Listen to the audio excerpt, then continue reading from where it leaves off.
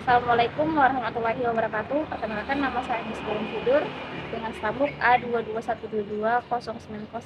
Saya berasal dari kelas C, Prodi Pendidikan Biologi.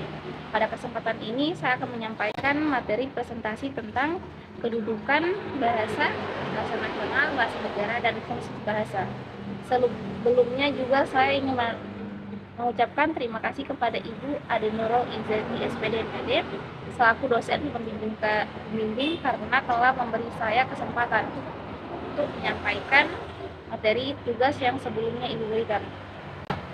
Sebelum membahas tentang kedudukan fungsi bahasa, saya akan menjelaskan tentang apa itu bahasa.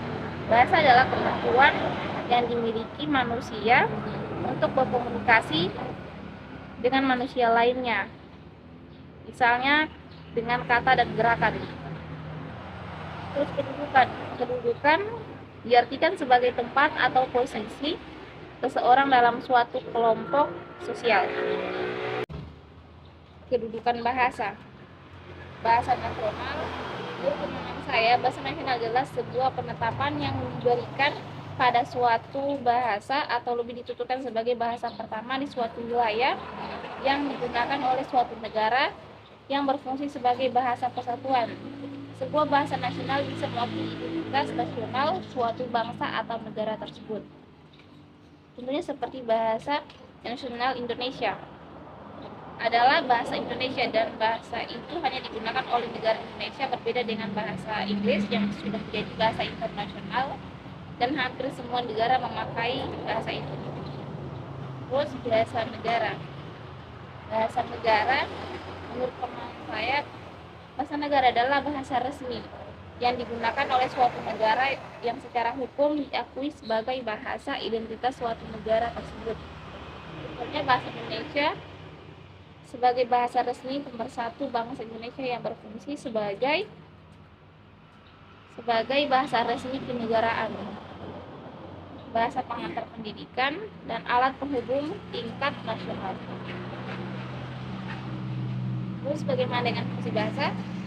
Fungsi bahasa merupakan alat komunikasi yang digunakan manusia untuk dapat berkomunikasi dan berinteraksi dengan manusia yang lainnya.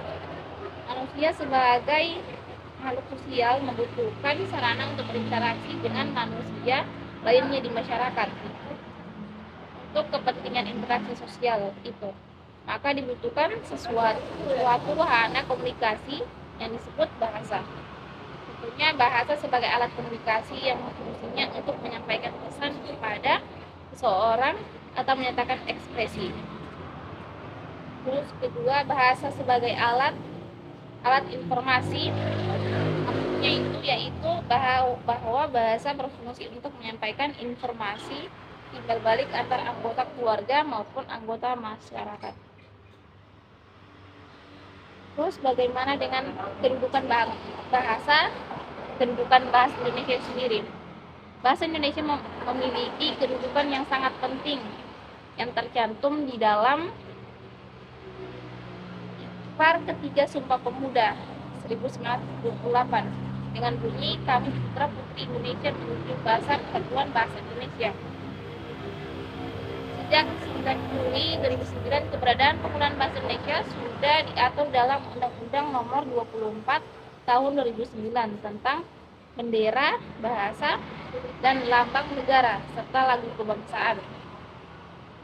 Ditambahkan pasal 36 menyatakan bahwa bahasa negara ialah bahasa Indonesia. Terus fungsi kedudukan bahasa Indonesia itu sendiri. Fungsinya bahasa sebagai bahasa persatuan, sebagai bahasa nasional, bahasa negara, dan bahasa buku. Mungkin itu saja penjelasan dari saya. Saya akhiri, wabillahi taufiq wal hidayah. Wassalamualaikum warahmatullahi wabarakatuh.